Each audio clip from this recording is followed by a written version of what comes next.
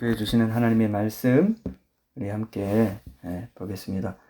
지난주 이어서 데살로니가전서 5장 17절 말씀입니다. 데살로니가전서 5장 17절 이 말씀으로 쉬지 않는 기도 어디서부터 시작해 볼까라는 제목으로 하나님의 말씀 나누겠습니다. 이제 길게 하지 않죠. 적어도 30분대를 넘어서지는 않을 거니까 여러분 부담 갖지 마시고 들으시는 동안에 집중해서 잘 들으시기 바랍니다. 데살로니가전서 5장 17절 말씀 제가 읽겠습니다. 쉬지 말고 기도하라. 아주 짧은 말씀인데요. 오늘 영상에 보면은 이제 디지털 디톡스라고 해서 디톡스는 해독이라는 뜻이죠. 그래서 이런 신조어까지 등장할 만큼 요즘 사람들이 다들 스마트폰에 얼마나 많이 중독되어 있는지를 잘 보여주는 것 같습니다. 일상에서 계속 이제 이메일이나 문자, 카톡, SNS에 이제 신경을 써야 되고, 잦은 유튜브 영상 시청 같은 그런 일이 이제 빠져서는 안 될 그런 일과의 하나가 되어가고 있죠. 물론 이게 이제 일인 사람도 있고, 또 적당히 활용하면은 참 유익한 것들이죠. 근데 문제는 이제 우리 자신도 모르게 중독되기가 쉽다는 것입니다. 그래서 이 손 안에 핸드폰 하나로 온 세상을 넘나드는 이 신종 디지털 중독에서 이렇게 벗어나려면 이게 왜 중독이 되냐면은 이 하나로 다 되기 때문에 점점 이걸 더 많이 활용하고 사용하게 되니까 이제 그 반경 안에 이제 머물게 되니까 자연스럽게 중독 현상을 경험할 수 있게 되는 것 같아요. 그래서 이 상태에서 벗어나려면은 이제라도 좀 느리고 불편하게 살더라도 아날로그적인 삶의 요소들을 좀 살릴 필요가 있다. 되살릴 필요가 있다. 특히 가끔씩 핸드폰을 떠나서 아날로그 휴식을 취해야 된다. 아까 그런 말이 있었잖아요. 아날로그 휴식. 참 이게 좋은 말인 것 같습니다. 디지털 디톡스는 달리 말하면 아날로그 휴식이구나. 이런 생각 드는데요. 저도 동의하고요. 하루에 한 번 1시간씩 스마트폰을 끄고 이웃과 대화하는 시간을 갖는다든지, 또는 일주일 동안 스마트폰을 끄고 하루에 2번씩 특정 시간에 이메일만 확인하는 그런 거. 이걸 이제 디지털 단식이라고 아까 표현했죠. 이런 걸 정기적으로 시도해 보는 것도 참 정말 필요할 것 같다 이런 생각됩니다. 그리고 가끔은 이제 문자 대신 실제 육성을 담은 전화 통화나 손글씨 쓰기 이런 걸로 대화하는 것도 이 분주한 디지털 일상 속에서 소소하게 오프라인의 여유와 이 정감이 점점 줄어들고 있는 이 시대에서 그런 정감을 맛보게 해주는 아날로그적인 삶의 요소들을 회복해 나가는 그런 일이 아닌가 싶습니다. 요즘은 거리에서도 다들 손에 핸드폰 들고 다니는 풍경이 낯설지 않죠. 그래서 길을 가면서도 스마트폰 이렇게 들여다보는 사람을 가리켜서 여러분 뭐라고 하는지 혹시 아세요? 이게 시사 퀴즈로 낼 만한 그 단어인데요. 모바일과 좀비라는 단어를 합쳐가지고 몸비족이라고 하더라고요. 몸비족. 이런 신조어도 등장했습니다. 모바일 폰에 푹 빠져서 주위 사람들은 전혀 의식하지 못한 채로 이제 영혼 없는 사람처럼 길거리를 흐느적거리면서 걸어 다니니까 이게 좀비 같다. 이렇게 이제 보는 거죠. 그래서 이제 이런 유별난 별명까지 붙은 그런 시대를 살아갑니다. 이 정도 되면 이제 요즘 현대인들은 무소부재한 핸드폰 임재 연습 가운데 살아간다고 해도 과언이 아닐 것 같아요. 핸드폰을 들여다보고 핸드폰을 묵상하고 생각하는 것만큼만 하나님을 생각해도 엄청난 삶의 변화가 일어날 것 같아 보일 그런 정도가 아닌가 싶습니다. 사실 핸드폰에 담긴 내용은 이 땅에 사는 우리네 그 삶의 내용 그 자체죠. 그래서 거기에 우리 소소한 일상이 다 들어 있습니다. 이미 핸드폰에 대한 관심도 싫든 좋든 번잡한 일상의 짐의 무게를 고스란히 우리 각자가 다 이고 지고 가야 되는 삶의 대표적인 실상인 거죠. 이게 그러니까 핸드폰 자체가 지금 현대인의 삶을 내용을 담고 있고 거기에서 무슨 배달도 하고 일도 하고 카톡도 확인해서 사람도 위로도 하고 목회도 거기서 이루어지고 이런 것들이 많기 때문에 참 우리네 삶의 내용 자체예요. 핸드폰만 갖고 나무랄 수만은 없어요. 그러나 그죠? 신앙적으로 봤을 때 이렇게 매일 피해갈 수 없는 분주한 일상 한가운데서 어떻게 그 가운데 핸드폰을 사용하는 것 가운데서도 하나님 인재 연습에 끼어 있을 수 있느냐. 핸드폰을 피해갈 수 없다면 핸드폰을 사용하면서도 그죠? 우리가 하나님을 생각하고 하나님 중심으로 하나님께 쉬지 않고 기도하면서 그걸 사용할 수 있을 것인가? 이걸 우리가 고민해야 되는 거죠. 아예 핸드폰을 없애버릴 수가 없는 삶을 우리가 살아가고 있잖아요. 핸드폰을 통해서 모든 것이 지금 이루어지고 있는 세상이기 때문에 그걸 통해서 우리가 하나님 사랑, 이웃 사랑도 실제로 할 수 있거든요. 그래서 우리가 문명의 이기라는 게 양면성을 갖고 있기 때문에 그건 무조건 다 나쁜 거야. 이렇게만 보면 또 안 되는 거죠. 하나님의 지혜, 하나님의 형상을 가진 사람들이 뭔가를 발명하고 문명의 이기도 개발하고 기술도 발전시키는 거거든요. 동물은 그렇게 할 수 없잖아요. 하나님의 형상, 지성, 감정, 의지를 가진 사람들이 지혜와 그 지식을 가지고 지성을 가지고 개발하는 거니까 하나님께서 창세기 이제 1장에서 그 땅을 경작하고 땅을 다스리고 그렇게 하라 했잖아요. 통치하라. 그건 땅에 있는 모든 광물이 핸드폰 개발한 것도 여러분 잘 아시는 것처럼 핸드폰 개발한 것도 그 문화 명령에 순종한 겁니다. 땅에서 나는 게 다 핸드폰의 재료가 다 땅에서 났어요. 땅을 경작하고 컬티베이트 하는 게 컬처인데 그 땅을 경작하는 게 그동안 세상 사람이 자동차 만들고 집 만들고 뭐 건축 기술 개발하고 뭐 한 모든 게 다 뭐 유리도 다 규사 땅에서 나왔죠. 규사에서 그걸 만든 겁니다. 그게 컬처한 거예요. 문명을 개발한 것이 창조 명령에 순종한 거고 문화 명령에 순종한 거거든요. 창세기 나옵니다. 그걸 부지런히 하나님을 믿든 안 믿든 모든 각자의 일터에서 그 컬티베이트 하는 삶을 사람들은 다 살고 있어요. 하나님 명령대로 살지 않는 사람 아무도 없습니다. 예수 믿지 않으면 지옥 갈 수밖에 없다. 그 명령에 열심히 순종해서 지옥 간다고 그랬잖아요. 안 믿는 사람도 열심히 창조자 하나님 명령에 매일매일 순종하면서 살아갑니다. 내가 네 몸을 이렇게 만들었다. 밥을 하여튼 정기적으로 안 먹어주면 네 몸은 배터리 다 다른 것처럼 힘을 쓸 수 없게 내가 만들었어. 그래서 열심히 지금 순종해서 밥 세끼 먹고 있지 않습니까? 안 믿는 사람들도. 결혼해야 돼. 결혼해야 자식을 낳을 수 있어. 그렇게 명령을 해서 창세기에서 이미 다 명령을 해놨어요. 생식하고 번식해라. 그 열심히 해가지고 때가 되면 사춘기 지나서 다 짝을 만나가지고 결혼해서 하나가 되고, 그래서 자식 낳고. 열심히 살고 있습니다. 가정 이루려고 왜 이렇게 결혼하려고 하고 드라마나 영화 보면 맨날 주제가 결혼하려고 하고 사랑 이루어가지고 어떻게 부모 허락받아서 결혼 좀 해볼까. 안 믿는 사람도 그거잖아요. 열심히 창조명령, 문화명령 다 지금 열심히 순종하고 있어요. 하나님 명령대로 안 사는 사람 없습니다. 사실은요. 우리는 근데 뭡니까? 거기서 더 나아와서 하나님을 개인적으로 알고 인격적으로 만나고 교제하고 친밀한 연합의 관계 속에서 이 땅에서부터 하나님 임재 가운데 동행 가운데 살아가는 사람들로 부름받은 사람은 에클레시아는 부르심받은 무리예요.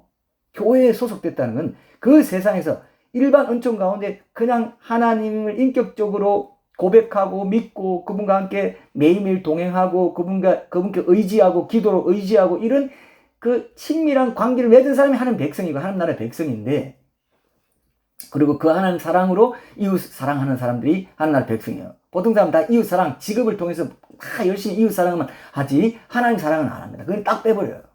자기 사랑하고 이웃 사랑하는 거죠. 자기가 자기 하나님이 된 사람들이 불신자예요. 비신자예요. 우리는 뭡니까? 내가 우상이 안 됐기 때문에 나를 부인하고 하나님께 기도하고 쉬지 않는 기도 가운데 동행하고 그분과 친밀한 연합의 관계를 사모하며 사는 사람이 하나님 사랑, 이웃 사랑, 하나님 나라 백성이라고요. 하나님 나라의 법칙은 하나님 사랑, 이웃 사랑이거든요. 근데 세상 나라는 다 세속 나라, 자기 사랑, 이웃 사랑으로만 돼요. 이웃 사랑도 자기의 일종으로 이웃 사랑하고 직업을 통해서 대통령이 되고 국회의원이 돼가지고 남을 착취하고 이런 걸로 자기 사랑, 자기 권력을, 명예를 찾으려고 하는 사람 다 그러니까 왜곡된 하나님 사랑, 이웃 사랑 가운데 살아가는 사람 그게 죄입니다. 죄라는 게 뭐냐면 하나님 사랑, 이웃 사랑이 안 되는 거예요. 자기 사랑하는 것이 죄예요. 그래서 이기심, 자기 중심적인 생각, 행동 이 모든 게 다 죄라는 겁니다. 죄는 그걸로 다 기록이 돼요. 하나님 사랑, 이웃 사랑에 위배되는 건 다 죄입니다. 무조건. 그러니까 지금 쉬지 않는 기도를 우리가 왜 고민하고 있냐는 것입니다. 고민하는 이유가 뭐냐? 바로 진실한 하나님 사랑, 이웃 사랑 가운데, 그죠? 진실한 하나님 사랑, 이웃 사랑 가운데 우리가 우리의 일상을 살아가기 원하기 때문에 너무 중대한 것입니다. 아주 중요한 거예요. 예. 이렇게 하는 게 그리스도 예수 안에서 너희를 향하신 하나님의 뜻이라고 했기 때문에. 쉬지 않고 기도하는 게 하나님 뜻이라고요? 쉬지 않고 기도 안 하면 하나님 뜻대로 못 사는 거예요? 예, 그렇습니다. 그렇다고 하잖아요. 지금 이 주제가 굉장히 중요한 것입니다. 그리고 지난주에 우리는 쉬지 않는 기도의 가장 기본적인 뜻에 대해서 살폈죠. 그것은 날마다 길든 짧든 정기적으로 하나님께 나아가는 그런 그 시간, 기도하는 시간을 정해놓고 그 시간을 건너뛰지 않고 충실히 잘 지키는 거라고 했죠. 오늘은 이러한 기본적인 단계의 의미를 바탕으로 삼되 그것을 좀 더 넘어서서 하루 종일 실제로 쉬지 않고 기도하려면 현실적으로 어떤 방법을 활용하면서 접근할 수 있는지 여기에 대해서 살펴보려고 합니다. 그리고 이제 다음에 이제 마지막으로 이러한 삶을 일상에서 어떻게 하나님의 음성을 듣고 항상 기뻐하고 범사에 감사하는 삶으로 연결시킬 수 있는지 이것에 대해 다루고 이제 결론을 맺으려고 합니다. 자, 오늘 우리가 함께 읽은 본문 말씀인 데살로니가전서 5장 17절 말씀, 쉬지 말고 기도하라는 이 명령은 우리가 이해하기 쉽게 한마디로 표현하면은 좀 이게 이런 말, 좀 애들이 쓰는 말인데, 예, 이름을 한번 써볼게요. 일상에서 하나님 임재의식과 상관없이 멍 때리지 마라 이렇게 표현할 수 있겠어요. 멍 때리지 말고 멍한 상태로 있지 말라. 이런 명령이라고 할 수 있어요. 우리가 멍한 상태로 있다는 것은 뭐 어떤 상태에 있다는 걸 말하나요?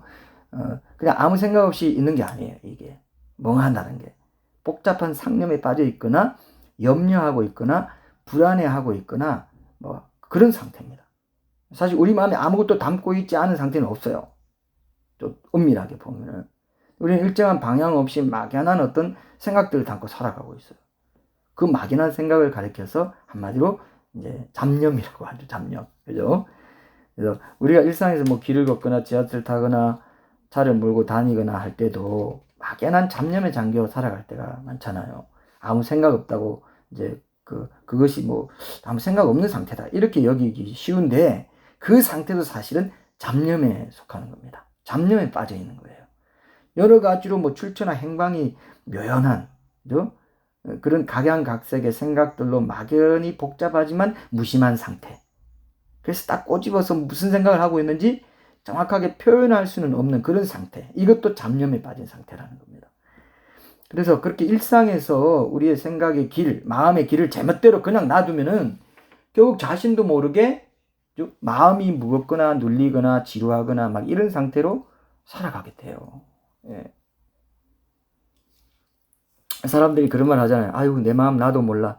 내가 무슨 생각하는지 모르겠다. 무슨 생각하면서 살아가는지 모르. 그런 말 표현이 왜 그렇게 나옵니까? 다 이런 상태로 살기 때문에 그래요. 마음의 길, 생각의 방향 이런 거를 어디로 잡을지 모르는 겁니다.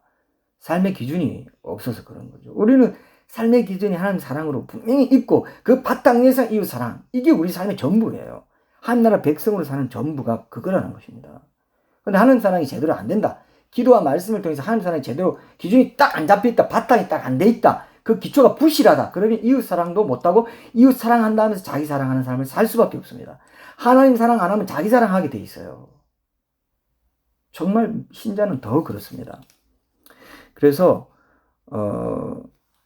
우리가 이 부분을 좀 깊이 있게 들여다보기 위해서 이렇게 몇 주에 걸쳐서 좀 더 자세히 보고 있는데요. 우리가 잘 아는 잠언 4장 23절에 그런 말씀 있죠.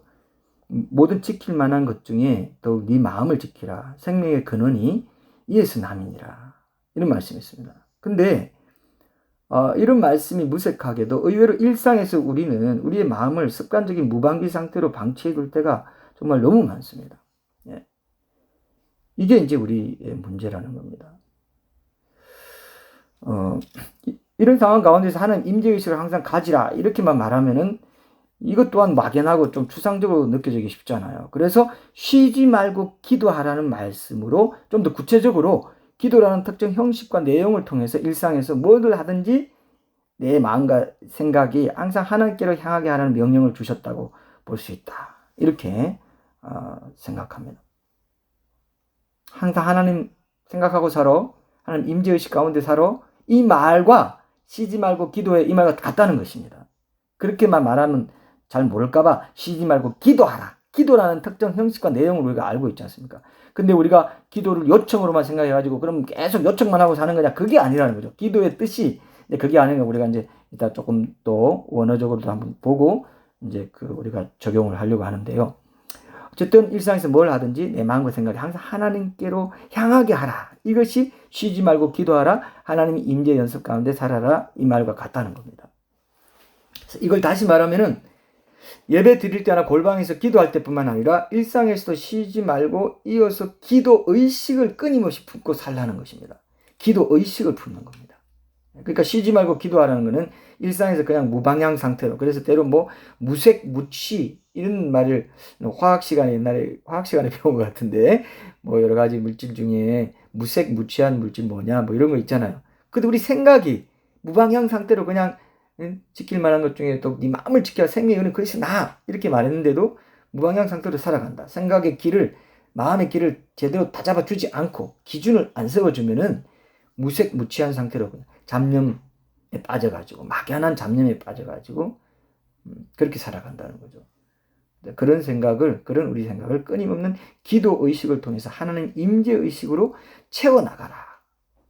이렇게 명령하는 것과도 같다고 볼 수 있습니다.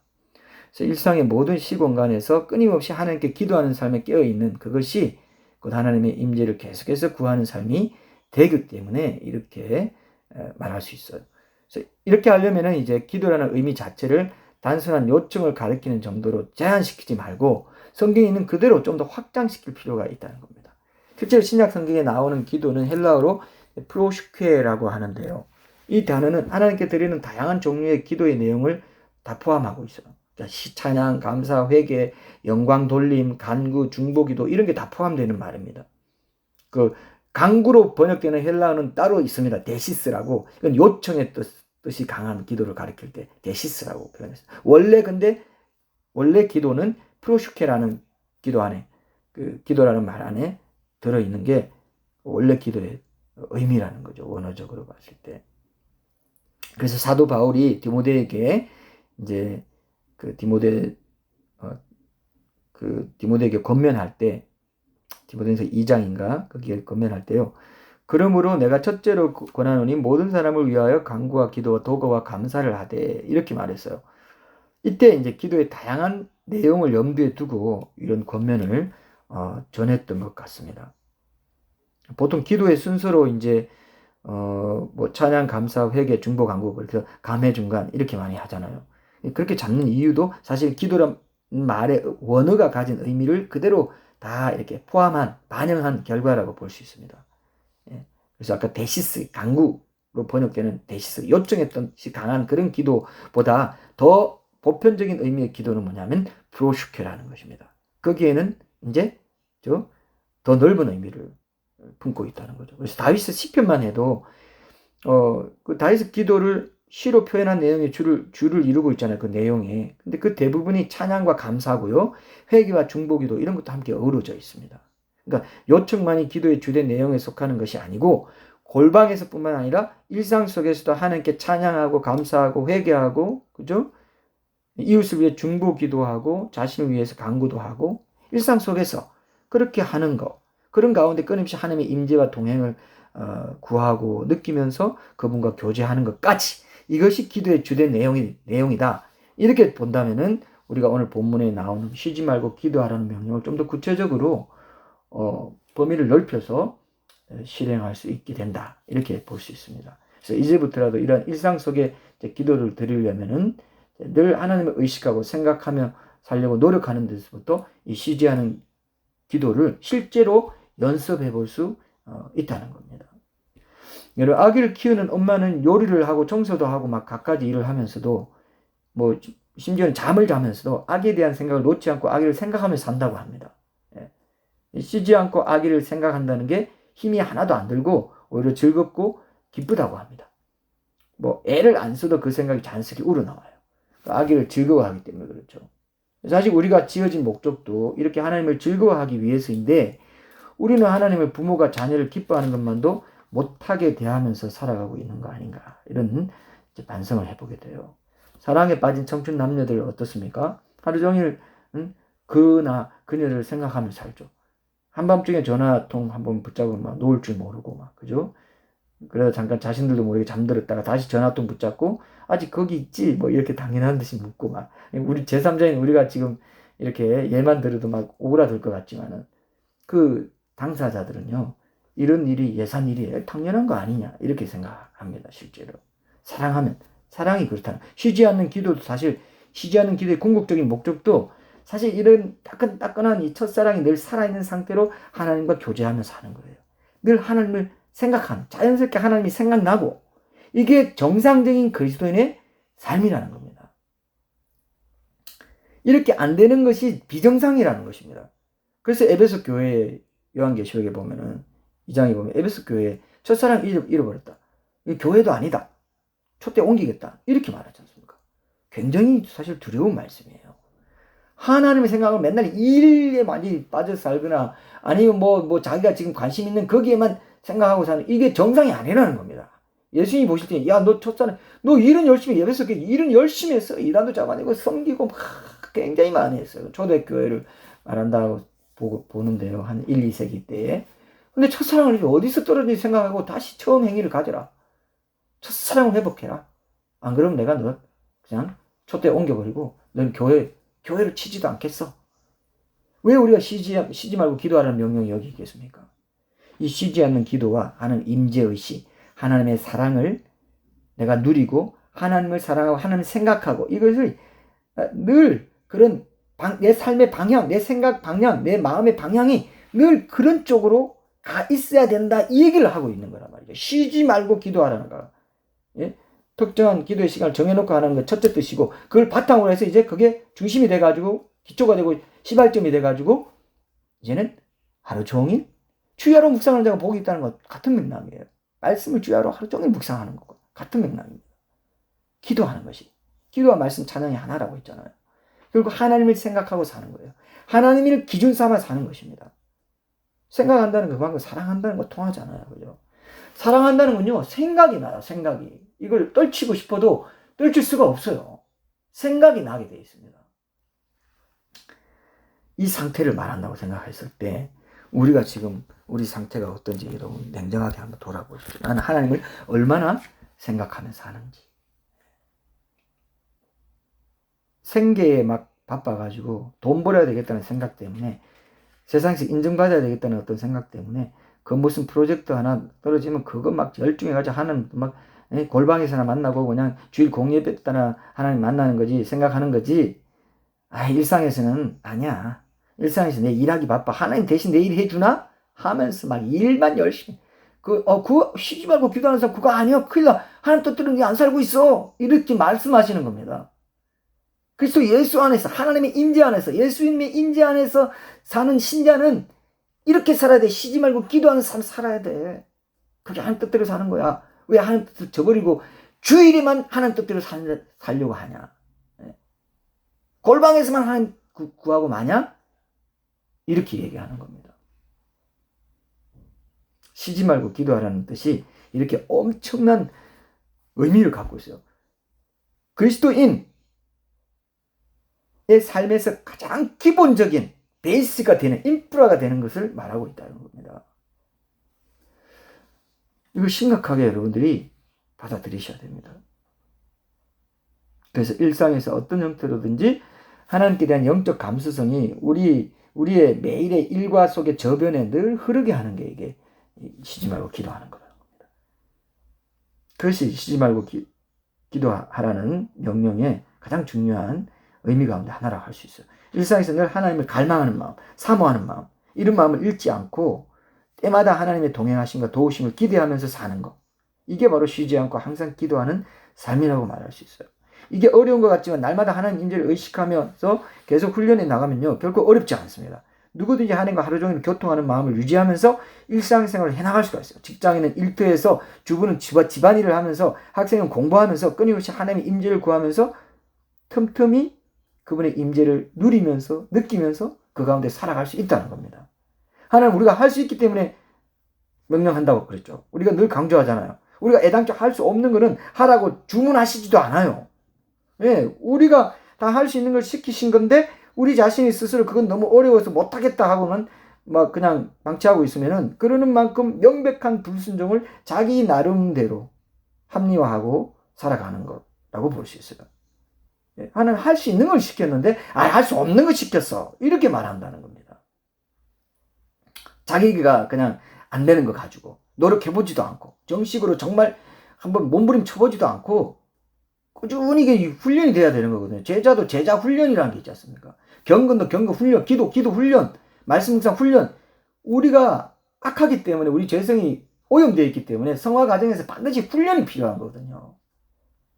우리 신부는 우리가 예수님을 믿고 영접하는 순간 하나님 자녀로 바뀌었지만 우리 내면에 그 오염된 우리 존재는 점진적으로 훈련을 통해서 경건의 연습을 통해서 하나님 임재 연습을 통해서 쉬지 않고 기도하고 이런 말씀에 순종하는 과정을 통해서 점진적으로 성화되어 가는 것인데 그 오염도가 떨어지는 건데 그냥 오염된 상태 그대로 나 신분이 바뀌었으니까 나 그거 오염된 상태에서는 이게 어렵죠.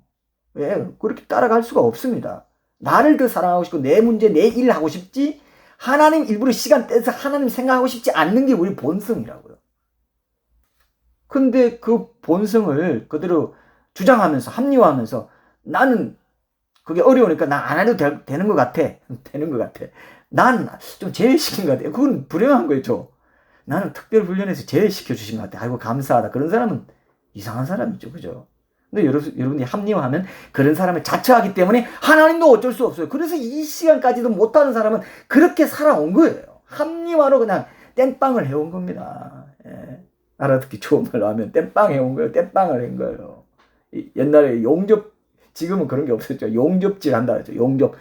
그냥 땜빵을 합니다. 막 땜빵을 해버려요. 그냥. 예. 그런 식으로. 정식 제품이 못 되고 막. 정식 제품으로 나오기 원치 않는 사람입니다. 그런 사람은. 그래서 이제부터라도 날마다 기도의 골방을 나오면서부터 진짜 기도가 시작된다는 걸 딱 기억하고 일상에서도 계속 하루 종일 하나님 임재를 놓치지 않고 살다. 이게 쉬지 않는 기도구나. 이걸 여러분 기억하셔야 돼요. 그래서 하나님과 나는 아버지와 자녀라는 관계를 맺고 있어요. 그 관계는 기도하는 아침에만 이어져 있고 내가 일상에서 분주한 일과를 보내면서 생활하는 낮 동안에는 끊어져 버리는 게 아닙니다. 그죠? 그죠? 관계가 어떻게 붙었다 끊어졌다 할 수 없잖아요. 예. 근데 일상에서는 마치 그 관계가 잠시 끊어져 있는 것처럼 하나님 아버지 생각도 안 하고 내가 하나님 자녀라는 정체성을 의식하지도 못한 채 그분과 그냥 완전히 무관한 듯이 내 삶은 내가 꾸리는 거야. 내 일상은 내 거야. 내 일과는 내가 해야 되는 거야. 그렇게 하면서 살아가는 자녀들이 많다는 겁니다. 그러니까 하나님이 아니야. 골방에서나 주일 공예배 때나 일상에서 항상 난 너의 하나님이고 너의 아버지고 난 너를 돌봐줄 수가 있어. 항상 돌봐줄 거야. 넌 고아가 아니야. 주중에만 고아로 산다고? 그거 아니야. 이렇게 말하는데 아니요. 나 고아라도 괜찮아요. 내일 내가 챙겨요. 하나님께 의지하지 않고 기대지 않고 그게 기도하지 않는 겁니다. 하나님께 의탁하는 게 기도하는 거거든요. 근데 난 기도할 필요 없어. 쉬지 말고 기도 안 해. 이렇게 산다는 겁니다. 그 쉬지 않는 기도는 하나님의 아버지를 모시고 그 관계 속에서 끊임없이 하나님을 더 깊이 알아가는 지식 가운데서 그분을 누리면서 살아가는 것이기도 하죠. 그러니까 쉬지 말고 기도하라는 것은 우리 삶의 총체적인 면을 가리키는 거예요. 본질적인 겁니다. 그래서 이 기도는 우리가 평생 훈련하고 연습해야 될 아주 중요한 영역이라고 할 수 있어요. 하나님 우리가 새벽 기도에 참석했냐? 하루에 몇 시간 이상 기도했냐? 뭐 이런 거 물으시기보다 일상에서 틈만 나면 하나님을 부르고 찾고 하는 그런 진지한 삶의 태도가 몸에 배어 있느냐? 이걸 먼저 물으십니다. 이걸 보고자 하세요. 그래서 하루 종일 분주하게 막 이곳에 성령의 삶을 살다가 유명한 얘기가 있죠. 밤에 잠자리에 눕기 전에 예수님의 이름으로 기도합니다. 이런 기도를 딱 하고 잠자리에 든다는 성도가 있었다는 얘기가 있죠. 여러분 들어본 적이 있죠? 그 성도의 삶이 일상의 삶과 기도가 구분되지 않을 만큼 기도하면서 일하고 일하면서 기도하는 삶이었기 때문에 그런 기도가 가능하다는 겁니다. 계속 쉬지 않고 기도하는 하나님과의 교제 가운데 일을 했기 때문에 이제 내 몸으로 모든 일했던 그 모든 것이 내 기도입니다 하면서 예수님의 이름으로 기도합니다. 이러면서 잔다는 겁니다. 이렇게 일상에서 쉬지 않고 기도하는 가운데 하나님의 임재를 연습하는 삶을 살기 위해서 일상에서 만나는 여러 상황 가운데 이제 그 상황에 어울리는 짤막한 기도를 드리는 훈련이 상당히 유익해요. 이제 여러분들이 이제 실제로 실천할 수 있는 것들을 두 가지만 얘기하고 끝내려고 하는데요. 하나는 매일의 묵상과 관련된 거고, 하나는 일상 속에서 영적 사고를 훈련하는 거죠. 여러 상황에서 영적인 교훈을 찾는 것입니다. 그래서 그 상황에 어울리게 정확한 기도를 드리는 것으로 쉬지 않는 기도를 연습하는 거죠. 예를 들면 뭐 엘리베이터를 타고 올라가면서는 하나님 내 삶이 이렇게 하나님께 더 가까이 올라가는 삶, 더 높이 성숙해지는 삶을 살게 해주세요. 이렇게 짤막하게 기도할 수 있다는 겁니다. 설거지 하는 건 뭐예요? 더러운 거 닦아내는 거잖아요. 내 죄가 이렇게 예수님의 보혈로 씻겨지는 그런 삶을 살고, 매일 하루 삶을 돌아보면서 더러워진 것을 발견하면은 곧바로 회개하는 그런 정결한 삶을 살게 해주세요. 뭐 이렇게 기도하죠. 이게 영적인 사고죠. 그렇게 샤워를 하면서도 비슷한 의미의 기도를 할 수 있겠죠. 그죠? 은행 가서 뭐 차례를 기다릴 때는 하나님 내 삶이 부하지도 않고 가난하지도 않게 하셔서 사랑의 빛 외에는 아무런 빛도 지지 않는 그런 삶 살 수 있도록 도와주세요. 애들이 말 안 들을 때는 하나님, 아버지도 제가 말씀에 불순종할 때 이렇게 속상하셨을 것 같습니다. 아버지의 마음을 그때그때 민감하게 잘 알아차리고 순종하는 그런 자녀가 되게 해주세요. 뭐 이런 식으로 기도할 수 있고, 옷을 입을 때는 하나님 어린 양의 혼인 잔치에 초대받아 갈 때 꼭 깨끗한 예복을 입고 갈 수 있도록 제 삶을 끝까지 은혜를 붙들어 주세요. 뭐 이렇게 기도한다든지, 이게 다 영적 사고입니다. 저는 좋은 경치를 이렇게 보면은, 좋은 경치를 보면서 산책할 때 이런 기도를 드리기 좋아해요. 하나님, 아버지의 본향 천국에는 꽃들과 나무들 이런 게 얼마나 아름다울까요? 예. 우리가 아는 꽃들도 있지만 모르는 꽃들, 모르는 나무들, 모르는 동물들도 있어요. 우리가 아는 사자, 호랑이도 있지만 우리가 전혀 세상에서 못 본 동물들도 있을 거란 말이죠. 얼마나 좋을까? 아버지 집에 빨리 가고 싶어요. 뭐 이렇게 기도한다든지 말이죠. 언제 이발을 하고 집으로 돌아오면서 이런 기도를 드린 적이 있습니다. 하나님, 내가 알지 못하는 사이에 가만히 있어도 자라나는 내 몸과 영혼에 잘라내버려야 될 것들을 깨닫게 하시고, 하나님께서 알게 해주실 때마다 과감히 정리해 나가는 그런 삶을 살게 도와주세요. 이렇게 기도하고요. 얼마 전에 호주에 있는 목회자 친구에게 이제 질문집답 전도지 영문판을 제가 좀 많이 보내줬어요. 그래서 거기 이제 전도하는데 필요할 것 같다 해가지고 제가 보내줬는데, 우체국으로 갈 때 이런 기도가 나오더라고요. 이 전도지를 통해서 호주에 있는 귀한 한 영혼이 복음을 접하게 해주십시오. 예, 그냥 멍하게 아이고 무겁다 하고 가는 게 아니라, 잡념으로 가는 게 아니고, 지나가는 사람들 뭐 쳐다보고 이렇게 가는 게 아니라, 멍 때리고 가는 게 아니라, 하나님, 제가 지금 이 전도지 가지고 가는데, 이 전도지가 호주에 있는 영혼들이 예수님의 복음을 접하게 되는 그런 매개체가 되게 해주십시오. 하나님 꼭 들어주실 거죠? 이렇게 대화하고 간다 이거예요. 얼마나 복되고 하나님께서 보실 때 귀하게 생각되겠습니까? 저 식당에서 밥을 먹는데 한때 막 고교생들이 쿵탕거리면서 막 들어와가지고 옹기종기 앉아가지고 막 음식 시키고 막 기다리는 모습을 봤어요. 근데 그때 제가 또 그런 기도하는 마음이 생겨요. 하나님, 지금은 보이는 세상이 전부인 줄로만 알고 살아가는 저 영혼들이 인생의 어느 시점에서인가는 하나님을 만나게 해주세요. 이런 기도가 나오더라고요. 이러다 보면은 어떨 때는 진짜 가슴이 뭉클하고 콧등이 시큰해집니다. 일상에서 이런 쉬지 않는 기도에 깨어 있으려고 노력하다 보니까 그런 은혜를, 예기치 않은 은혜를 주신다 이겁니다. 이게 그리스도인의 삶이라 이거예요. 그냥 선데이 크리스찬으로 사는 건 그건 그냥 종교인인 거예요. 예, 종교인입니다. 예, 그래서 종교인으로 살아야 되니까 명맥을 유지해야 되니까 내가 주일에는 교회를 가야지, 예배 드리고 해줘야지, 헌금도 좀 하고 뭐 이런 식으로. 주님 그걸 원하지 않으세요. 예. 그래서 여러분, 일상에서 기도하면서 그런 하나님의 은혜 주시고 마음에 감동 주시고 이런 걸 경험하게 될 때마다 하나님은 공예배의 현장이나 골방에서 못지않게 오히려 일상에서 더 자주 만날 수 있는 친근한 일상의 하나님이시구나, 이걸 실감하게 돼요. 이걸 여러분 실감하셔야 됩니다. 하나님을 아는 그분의 자녀가 아니고서야 누가 보이는 것만이 전부인 줄로만 알고 살아가는 이 세상 한가운데서 이런 기도를 보이지 않는 하나님께 올려드릴 수 있겠습니까, 여러분? 하나님 사랑, 이웃 사랑을 아니까 그런 거예요. 예, 그게 하나님 나라 법칙이고 이 세상에 참된 원리라는 걸 아니까, 그 법칙대로 산 사람이 이 세상이 불타 없어질 때 건진받는 걸 알기 때문에 그렇습니다. 예.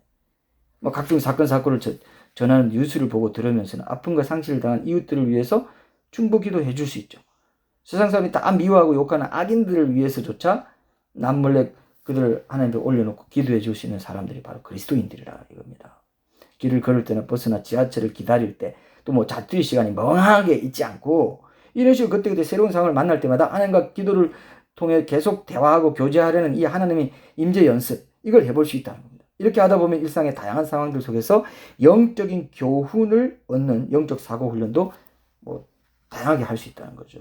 그 각각의 상황에서 여전히 나와 함께 하길 원하시고 나를 도와주길 원하시는 하나님의 사랑과 은혜를 꾸준히 경험할 수 있게 됩니다. 자, 두 번째로 제가 여러분들 실천해 보라고 말씀드리고 싶고, 이번 주부터 우리가 카톡방에 실천할 게 이제 하나 있는데 이거 하고 이제 끝내겠습니다. 일상에서 쉬지 않고 기도하는 연습 가운데 날마다 아침에 묵상한 말씀을 활용해 가지고 그 말씀을 적용하기 위한 기도를 드리는 거, 이것도 좀 더 구체적인 쉬지 않는 기도의 실행 방법이라고 할 수 있어요. 자, 이번 주부터 이제 우리가 그렇게 할 텐데, 제가 실제로 이 방법을 한 절 묵상, 한 줄 기도라고 이름 붙였습니다. 실제로 제가 묵상한 말씀과 적은 기도 예를 들어볼게요. 지난주에 예레미야 이제 30장 28절 말씀. 그러니까 너는 다시 다른 두루마리를 가지고 유다의 여호야김 왕이 불살한 첫 두루마리의 모든 말을 기록하고, 이 말씀 묵상했는데, 이 말씀은 이제 여호야김 왕이 예레미야에게서 하나님의 말씀의 그 경고의 말씀이 담긴 두루마리를 받고는 그 내용에 반감을 갖고 그 자리에서 그냥 즉시 불태워버렸지 않습니까? 그러니까 하나님께서 예레미야에게 다른 두루마리의 유다의 회개와 심판에 대한 그 말씀을 다시 기록하라고 명령하는 내용이죠. 하나님의 말씀이 담긴 두루마리를 없앤다고 해가지고 그 말씀이 없어지는 게 아닌데, 여호야김 왕은 그 두루마리를 없애버리고 자기 눈앞에서 치워버리는 그런 어리석은 일을 저지르고 납니다. 이 광경을 보고 제가 저도 적용했죠. 나 역시 내가 회개해야 할 것에 대해서 경고하는 하나님의 말씀을 듣고 그 말씀을 내 기억에서 지워버리고 치워버린다고 해서 그 말씀이 없어지는 게 아니라는 것이다. 오히려 그 말씀을 다시 기억하고 잘 떠올리는 것이 더 유익하다. 이렇게 결단하면서 이렇게 한 줄 적용 기도를 적는 것으로 묵상의 결론을 맺었어요. 오늘도 나의 회개와 각성을 위해 내게 전해주시고 기억하게 해주시는 주의 말씀을 회피하지 않고 직면하며 그 말씀을 오늘 내 일상의 나침반으로 삼는 복된 하루가 되게 하소서. 이렇게 이제 적용 기도를 적는다는 거죠. 이렇게 묵상하고 나면 그날 내가 묵상 가운데 받은 예레미야서 말씀 한 구절과 한 줄 적용 기도를 하루 종일 기억하고 되새기면서 그것으로 생각날 때마다 하나님께 기도하고 그분과 대화하며 하루를 살아가는 방식. 그날 그러니까 예레미야서를 제가 묵상했니까 예레미야서 말씀이었고, 이제 그때마다 일상의 다양한 상황에서 그에 맞는 짧은 기도를 올려드리는 거, 그거과 함께 이렇게 매일 새롭게 묵상한 하나님의 말씀 한 구절과 한 줄 적용 기도를 마음에 품고 쉬지 않고 기도하는 삶을 살아갈 때 하나님 말씀이 내 삶에 이제 그 이루어져가는 그런 영적인 형통함의 복도 구체적으로 누리게 된다, 이렇게 믿습니다. 이것이 막연하게 쉬지 않는 기도만으로 하나님 임재의식 놓치지 말라고 하기보다는 그날 말씀 묵상과 기도를 활용해서 좀 더 구체적인 방법을 통해서 하나님 임재 연습을 일상에서 실천해 봐라 하는 거기 때문에 우리가 해볼 만한 구체적인 방법이라고 생각합니다. 그래서 다음 주일에 이제 우리가 김웅정 선교사님 말씀을 듣게 되고요. 앞으로 2주일 동안 카톡방에 매일 아침에 묵상한 한 구절의 그 말씀과 함께 한 줄의 적용 기도도 함께 나누고 하루 종일 그 내용으로 틈날 때마다 기도하고요. 일상의 상황 속에서 상황에 맞는 짧은 기도도 드리는 이 영적 사고 연습하는 시간을 이제 갖고요. 다다음 주일에 이 쉬지 않는 기도의 삶에 대해서 결론을 맺으려고 합니다. 아까 제가 그 말씀 묵상, 예레미야서 말씀 묵상한 그 있잖아요. 그 적용 기도 견본을 보여드린 거, 이걸 그대로 따라서 모든 교우들이 이번 주부터 카톡방에 각자 그날 아침에 묵상한 말씀 한 구절과 함께 거기에 맞는 한 줄 적용, 아주 짧아도 좋습니다. 어떤 형태든 괜찮아요. 그러나 그 말씀을 묵상한 결론이 그게 담겨야 되겠죠. 그래서 짧게 어떻게 이 말씀에 따라 이렇게 살게 해 주십시오. 이 기도로 말씀 한 구절 나누고 거기에 이어서 기도 딱 나누고 이런 걸로 이제 쭉 우리가 나눔을 하려고 합니다. 이 나눔을 통해서 쉬지 않는 기도, 하나님 임재 연습 이런 게 좀 더 구체적으로 되게 해달라는 기도 우리가 하나님께 드리고 마치도록 하겠습니다. 우리 한 1분 정도 짧게 기도하고 제가 기도할게요. 기도합니다.